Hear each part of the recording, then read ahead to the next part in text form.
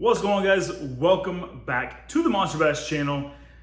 I'll be honest with you guys, I was going to make this kind of like a top 3 baits for throwing like in the post spawn early summer, but quite honest with you, to be quite honest with you, I could not narrow it down to just 3 baits. The post spawn is probably one of the best times of year to fish because fish are very hungry, fish are active.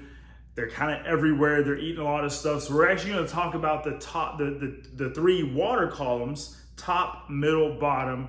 I'm going to give you 2 or 3 baits in each one that you should have tied on right now that I've been having a lot of success with catching fish this time of year. Let's dive in. All right, so what's up, guys? My name is Jeremy Francis. I run the channel on the page Fishing the Lonestar. If you haven't yet, hop over there. Give me a follow, give me a subscribe. Would love to have you join the channel there at Fishing the Lonestar. But today, we're on the Monster Bass channel, and we're gonna start with top water baits. All right, so let's talk about top water for just a minute. I really like throwing the top water popper, and you'll notice this is one of the smaller sizes. This is actually the Mad Max 2.0 from Monster Bass. I love this particular size though, because bait fish right now, shad, bluegill, whatever it is, mainly shad or small bait fish is smaller in size, right? So they haven't had a chance to really grow yet to be bigger. That's more like a fall winter bite, but right now they're smaller. The Mad Max 2.0 is a great size to be throwing. But if you want something a little bit bigger, step up to the Ragnar, also by Monster Bass. We've got some awesome hooks on this thing. This is actually already kind of sticking me in the thumb there. But we've got some awesome hooks on this, and I love the bone color. But maybe you're like, well, the Mad Max 2.0 is a little bit too small, the Ragnar is a little bit too big. That's when I would go with something like the Sexy Dog Junior by Strike King. All right, now this as you can see is somewhere in between the Ragnar and kind of a smaller topwater popper, but still walks really well and catches a lot of fish. While it's not bone, it is kind of a shad color. I would stick with something along those lines, natural colors, but the bone seems to get the most bites this time of year, and that's what I would throw for the topwater, one of those 3 baits, particularly though a topwater popper or a walking bait. All right, so now we covered the top of the water. Let's move down to the middle of the water column. I'm actually gonna give you 3 different types of lures or techniques that we're gonna talk about right here in the middle of the water column. All right, middle of the water column, the number 1 thing that I'm probably gonna throw a lot of is going to be a little 1.5 square bill. All right, now this is the 1.5 square bill in citrus shad color from Castaic Lures. And I love the hooks that they have on here, those katana hooks. But this little 1.5 in citrus shad, I have caught a lot of fish. Now I pretty much keep this tied on throughout the entire year, but this little 1.5 wobbles really tight, has a really tight swimming action. You know, if you're thinking about smaller bait don't swim like this. Smaller bait swims really tight like this. That's where this 1.5 from Castaic comes into play. So if you're not throwing this one, and you're throwing another 1.5 square bill, just make sure it's got a tight wobble action to it. You're not really looking for something that's got a big head hunting action this time of year at least. I am gonna throw this around rocks. I'm gonna throw this around riprap. I'm gonna throw this around timber. Situations like that is when I'm gonna reach for the square bill. Now, let's say I've got a lot of heavier grass though. What I'm gonna throw next is gonna be something a little different. Let me grab it. All right, so let's say you got a lot of grass, like really thick vegetation. Depending upon where you're at in the country, right around the post-spawn early summer, grass starts really growing in and getting thick, and that's when I'm gonna reach for the swim jig. All right, I love throwing a swim jig. There's several different sizes and types. One thing though that I've really had success with, a lot of companies make a 3/8 ounce swim jig as their smallest. I like throwing the 1/4 ounce swim jig, all right? And almost every single time you're gonna see me throw it with the swammer from Egg Zone on the back. However, I will also throw like the V&M J-Bug or some sort of crawl that has more of a kicking tail.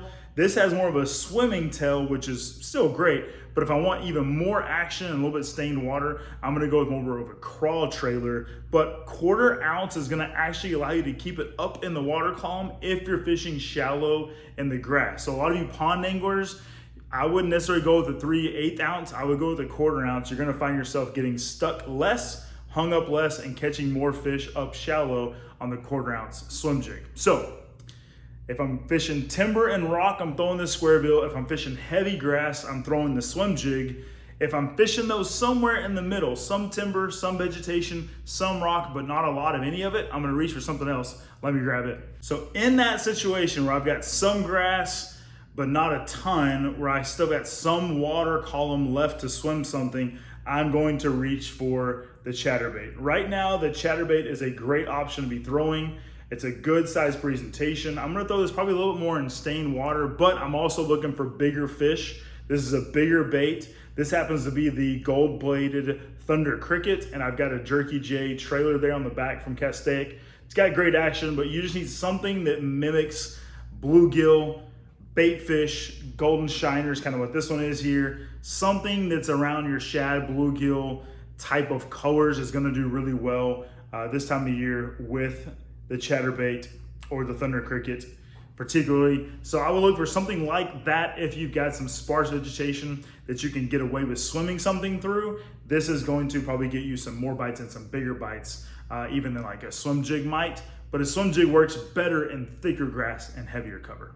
All right, we covered top water, we covered middle of the water column. Now let's talk about the bottom. So on really pressured days, the sun's high, maybe no clouds, not much wind, bass are gonna probably hunker down a little bit more as the weather's getting warmer into the summer. And for that, I'm reaching for a worm, and I'm gonna throw one of these two almost every single time. So let me tell you when I throw the shaky head and a fat finesse worm, and when I throw the Texas rig and a big 11-inch ribbon tail blitz worm. All right, let me talk about both of these for just a second.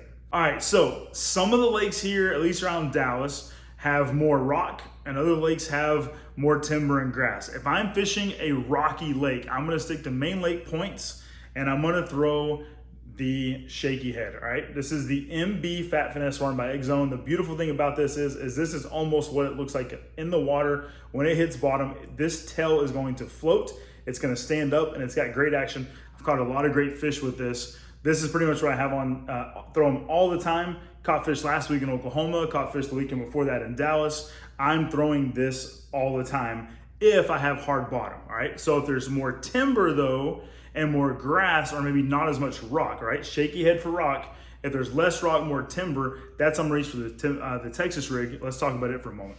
All right, you'll notice that this big worm is also in that plum color. This also floats, so when it hits bottom, this big ribbon tail worm is going to stand up like this and just kind of wave. So even if you're not even moving it, this big old worm is actually moving and floating under the water. Now, I am throwing a 3/8 ounce weight, or maybe even a ½ ounce, depending on how deep I'm fishing, because I want that bait to get down there and stay down there. But I am gonna throw a plum worm or a watermelon red. Black and blue works really well, depending upon the lake, motor oil, something like that. But you wanna go maybe like green pumpkin. Just kind of depends on where you're fishing and what your fish like there. On one particular lake here in Dallas, I'll throw plum. On another lake I'll throw more of like a watermelon red or a California 420. So this is what I'm throwing around timber though. I'm gonna pitch it into trees. I'm gonna throw it into standing timber. I'm gonna throw it at the base of trees and kind of the roots, etc. That's where I'm fishing the Texas rig worm deep versus the shaky head. Now, I did forget one thing though, for you pond guys, what I would do instead of this shaky head, oftentimes right now in this time of year, some of your ponds have a lot of pond scum. I would take this worm, right, and I would Nico rig it. So I would put almost like a wacky rig O-ring right here. I would get a finesse hook and I would put a nail weight in it and I would Nico rig this. That amount of leeway at the bottom, if your hook is about right here, is gonna keep that out of that muck and out of that grass, but still allow you to fish slow and fish towards the bottom. So that's what I would do if I'm fishing a pond with this worm. Otherwise, I'm gonna throw the shaky head or I'm gonna throw the Texas rig deeper.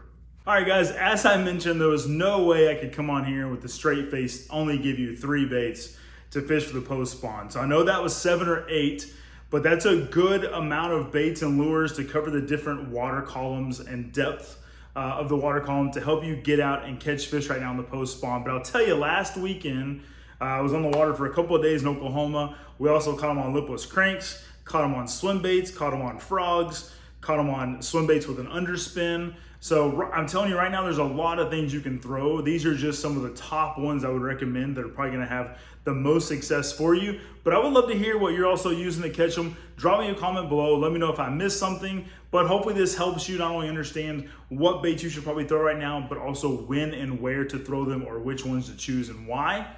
We're here to give you great tips and tricks to help you go catch good fish and hopefully your PB and to catch some monster bass. So stick around, subscribe here to the Monster Bass channel. Stay with us as we bring you more videos to help you go catch your new PB, monster bass. Go catch one.